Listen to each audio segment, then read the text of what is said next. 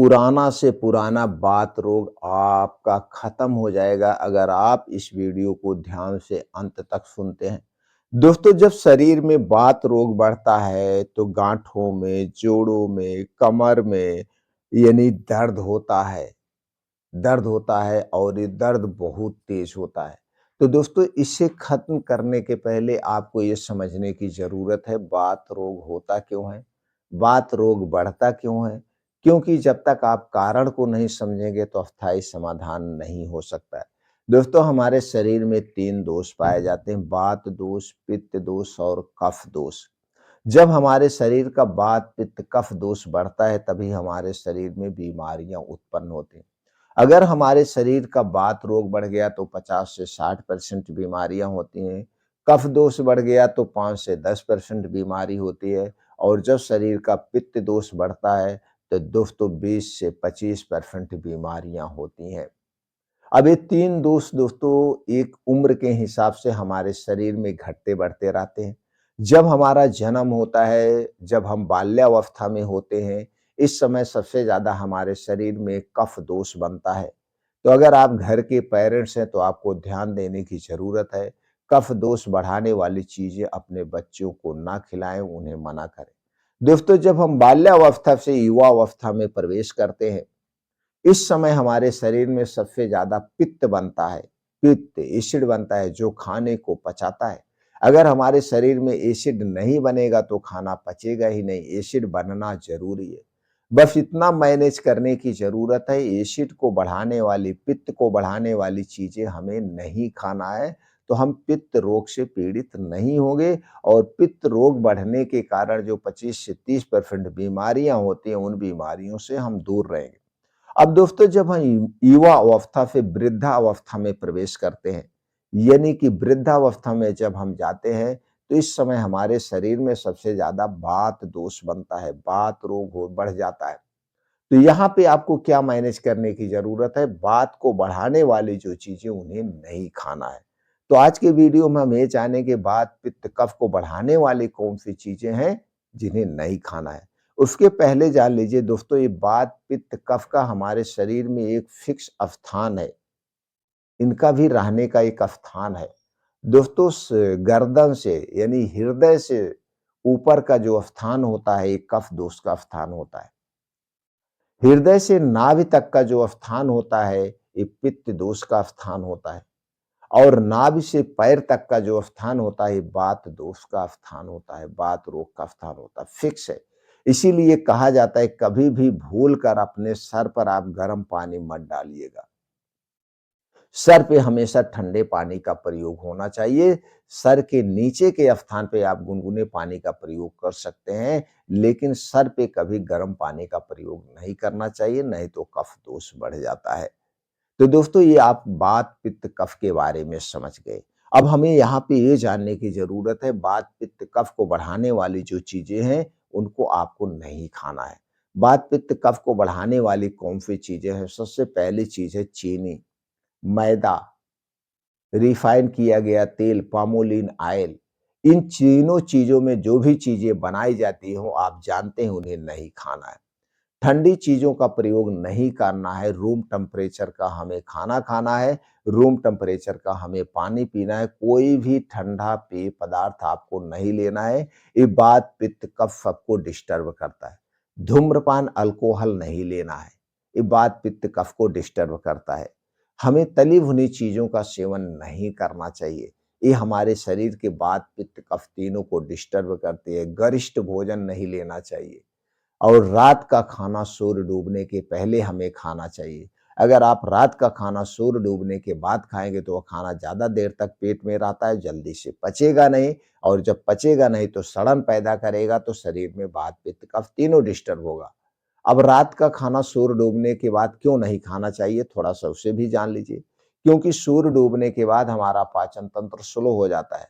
हमारे शरीर में जो वात, पित्त, कफ पाया जाता है, सूर्य की रोशनी पर काम करता है। जैसे-जैसे सूर्योदय होता है, आपकी भूख बढ़ती है, यानी कि सूर्य की रोशनी शरीर पर पड़ती है तो पित्त दोष यानी बढ़ने लगता है। और जैसे-जैसे सूर्यास्त होता है, हमारा पाचन तंत्र स्लो हो जाता है। इसलिए दोस्तों दिन-दिन में खाना चाहिए, रात को आराम करना चाहिए। ये वात, पित्त, कफ को बढ़ाने वाली चीज़ें हैं, इसे आपको करना है और अपने शरीर की एक्टिविटी बढ़ाने के लिए डेली योगा, प्राणायाम, मेडिटेशन आपको करना है। चलिए अब जानते हैं हमारी डाइट कैसी होनी चाहिए। दोस्तों हमारी डाइट जो है 70% नेचुरल चीज़ों पर आधारित होनी चाहिए। नेचुरल चीज़ों की बात करें, हरी साग-सब्जियाँ जो भी मौसमी हो उन्हें खाइए। मौसमी फलों का सेवन करना चाहिए, बीन्स को रात में भिगो के सुबह खा सकते हैं। ड्राई फ्रूट को रात में भिगो के आप सुबह खा सकते हैं। और दोस्तों रात का भोजन जल्दी खाएँ, रात में कोई भी गरिष्ठ भोजन या सुपर फूड का प्रयोग ना करें। ऐसा आपको करना है। खाना हमेशा चबा-चबा के खाना चाहिए, जल्दबाजी में नहीं खाना चाहिए। खाना हमेशा दोस्तों आधे पेट खाने का प्रयास करिए, बाकी पानी पीजिए, फ्रूट्स लीजिए, जूस लीजिए, इसका प्रयोग करना चाहिए। दिन भर में 1 बार हमें सलाद का प्रयोग करना चाहिए। दिन भर में 1 प्लेट हमें सलाद चाहिए और सलाद उस मौसम में जो सब्जियाँ पाई जाती हैं, उन्हीं सब्जियों का आपको सलाद लेना है। अब चलिए जानते हैं वात रोग का, अगर इतना काम करते हैं तो आपका वात, पित्त, कफ बैलेंस में रहेगा, आपकी बीमारी अपने आप धीरे-धीरे ठीक हो जाएगी। तो चलिए सबसे पहले आप जानते हैं क्या करना है। मेथी दोस्तों वात दोष को दूर करने की सबसे अच्छी दवा मानी जाती है। तो आपको लेना है 1 चम्मच मेथी, इसे अच्छी तरह से धुलना है। धुलने के बाद दोस्तों थोड़े से पानी में किसी मिट्टी के बर्तन में आपको भिगो देना है। भिगोने के बाद जब सुबह आप योगा, प्राणायाम, मेडिटेशन करके वापस घर आएँगे, तो सबसे पहले आप दोस्तों पानी को पी लीजिए और मेथी दाना को चबा-चबा के खा जाइए। बस इतना ध्यान देना है, इसके पहले कुछ नहीं खाना-पीना। अब मेथी दाना खाने के 1 घंटे के बाद, मेथी दाना खाने के 1 डेढ़ घंटे के बाद अगर आप दोस्तों आँवले का सीज़न है या सेब का सीज़न है, तो आपको 1 सेब खाना चाहिए या तो फिर 1 आँवला, 1 से 2 आँवला, दोनों में से जो आपको अच्छा लगे, उसका प्रयोग करना है। अब सेब, आँवला खाने के 2 ढाई घंटे बाद तक आप कुछ भी नहीं खाएँगे, पिएँगे। तो सबसे पहले मेथी दाना लेना है, मेथी दाना के डेढ़ घंटे के बाद 1 आँवला या 1 बड़ा वाला सेब लेना है जिसका वज़न 2 से 250 ग्राम हो। इनमें ऐसे एंटीऑक्सीडेंट पाए जाते हैं जो हमारे पाचन तंत्र को स्ट्रॉन्ग बनाते हैं, वात, पित्त, कफ को दोस्तों बैलेंस करते हैं और अंदर के जो ऑर्गन हैं जैसे स्टोमच, छोटी आँत, बड़ी आँत, किडनियाँ, इनको क्लीन करने का काम करता है। अब दूसरा, उसके बाद दोपहर में आप खाना खाइए, जो भी खाना आपको खाना है और दोपहर खाना खाने के 1 घंटे के बाद अब आपको 1 कटोरी दही चाहिए ही चाहिए। 1 कटोरी दही चाहिए और इस 1 कटोरी दही में आपको क्या मिलाना है? 1 कटोरी दही आपके घर की होगी और दही जब भी खाना मिट्टी के बर्तन या काँच के बर्तन में ही खाना चाहिए और दही को जब घर पे जमाना तो घर के दूध से जमाना, पैकेट के दूध से बिल्कुल मत जमाना और इसे मिट्टी के बर्तन में ही दही जमाना चाहिए। अब 1 कटोरी दही चाहिए, इसी में मिलाना है चूना। दोस्तों वात रोग के लिए चूना बड़ा ही फ़ायदेमंद है। तो चूना कितना मिलाना है? 1 गेहूँ के बराबर चूना मिला कर के इसी दही को रात में, दोपहर में खाना खाने के 1 घंटे के बाद खाना है, सबको खाना है। दोस्तों एक चूना है कैल्शियम का सबसे अच्छा स्रोत है। शरीर की हड्डियों को मजबूत बना देगा। तो दही और चूना लेना है और दही में कई ऐसे एंटीऑक्सीडेंट पाए जाते हैं जो हमारे शरीर की बीमारियों से रक्षा करते हैं। तो चूना किसे नहीं प्रयोग करना है ये भी जान लीजिए। अगर आपको पथरी से संबंधित कोई समस्या है या कभी पथरी हुई है, तो आप दोस्तों चूने का प्रयोग नहीं करेंगे। तब आप इसके स्थान पर क्या मिलाएँगे? इसके स्थान पर आप गुड़ मिला सकते हैं। देसी 50 ग्राम गुड़ मिला के खाइए। अगर आपको पथरी से संबंधित कोई समस्या नहीं है, तो आप चूना डालिए। दोनों में से एक चीज़ आपको डालना है और दोनों स्थिति में आपको डालना है।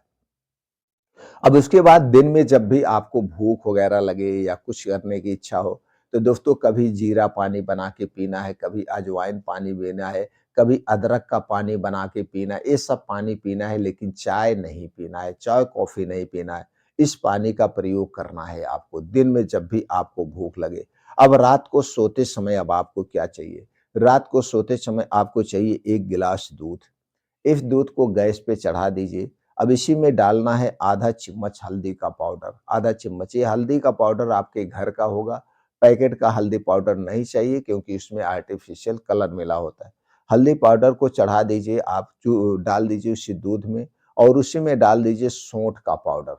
ये दोस्तों सौंठ, जो सौंठ होती है ड्राई जिंजर, इसे भी डाल देना है आधा चम्मच। दोनों डाल करके बढ़िया से दूध को उबाल दीजिए। जब दूध बढ़िया से उबल जाए गैस से उतार लीजिए। उतारने के बाद अब आपको चाहिए अश्वगंधा का पाउडर। अश्वगंधा का पाउडर दोस्तों मार्केट में मिल जाएगा। आधा चम्मच अश्वगंधा पाउडर, दूध को गैस से उतारने के बाद उसमें आधा चम्मच अश्वगंधा पाउडर मिला के आपको इसी दूध को पीना है। कब पीना है? रात में खाना खाने के 2 घंटे के बाद दूध पी सकते हैं और दूध पीने के 2 घंटे के बाद सोना है, तुरंत आपको नहीं सोना है। तुरंत सोएँगे तो गैस, कब्ज़, एसिडिटी हो जाएगी क्योंकि ये दूध एक सुपर फूड हो गया है। अगर रात का खाना आप ना खाएँगे तो सबसे बेटर है। अगर आप 40 साल के बाद हैं तो 24 घंटे में 1 ही बार खाना खाइए और दोपहर में, और रात में आप सब्जियों का सूप बना लीजिए, उसका सेवन करिए, खाना मत खाइए क्योंकि रात में आप दूध पी रहे हैं तो सुपर फूड आपको मिल ही रहा है। तो दोस्तों इस नुस्खे से आप बात रोग को हमेशा-हमेशा के लिए दूर कर सकते हैं। लेकिन इसके साथ में आपको ये नियमों का पालन करना पड़ेगा, वात, पित्त, कफ को बैलेंस करके रखना पड़ेगा।